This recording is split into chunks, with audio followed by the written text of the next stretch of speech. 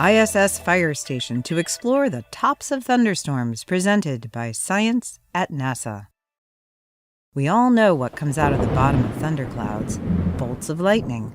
Jagged columns of light plunge earthward, heating the air to 50,000 degrees Fahrenheit, about 5 times hotter than the surface of the sun. Claps of thunder announce this process somewhere on Earth as often as 50 times a second. Have you ever wondered, though, what comes out of the top? In recent decades, researchers have discovered some strange things happening in the cloud tops. High above ordinary lightning, exotic light flashes known as red sprites, blue elves, and blue jets shoot toward the heavens, cold cousins to the fiery bolts below. In some places, jets of antimatter fly upwards, triggering the detectors on NASA's orbiting high-energy observatories.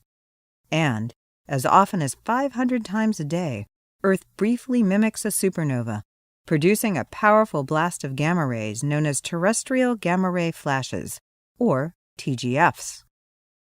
No one knows exactly how these phenomena are related either to each other or to the lightning down below. A new experiment called Firestation on board the space station aims to find out. Firestation is a package of sensors designed to explore the links between TGFs, ordinary lightning, and sprites.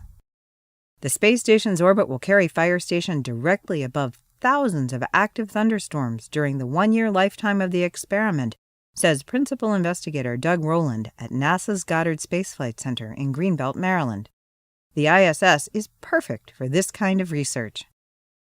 Unlike previous experiments in upper atmospheric lightning, Firestation has the unique ability to observe thunderstorms at multiple wavelengths simultaneously.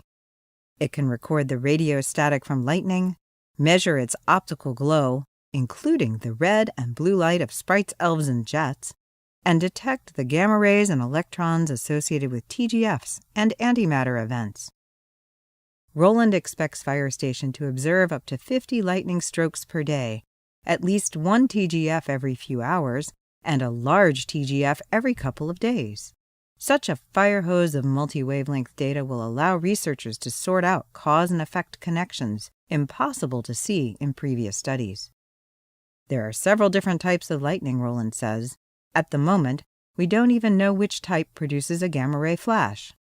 Firestation could solve that decades-old mystery in its first few weeks of operation. The thing that intrigues Rowland most about TGFs is their surprising energetics. Gamma rays are thought to come from the most violent events in the cosmos, like stars colliding or exploding, he points out. What a surprise to find them shooting out of the cold upper atmosphere of our own planet.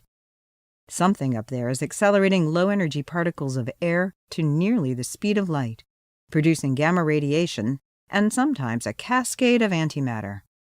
Rowland wants to find out what that strange, unknown something is. Firestation is poised to crack the mystery. The experiment was delivered to the space station on August 3, 2013, by the Japanese robotic cargo vessel Kounotori 4. It has since been installed on the station's exterior by the station's robotic arm.